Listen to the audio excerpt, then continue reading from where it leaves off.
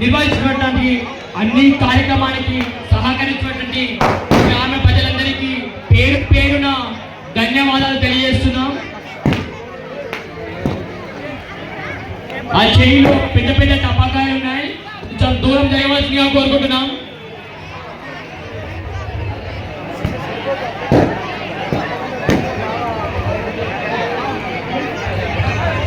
eagle youth association వారి 12వ వార్షికోత్సవం సందర్భంగా విగ్రహదాతగా లక్కీ డ్రా ద్వారా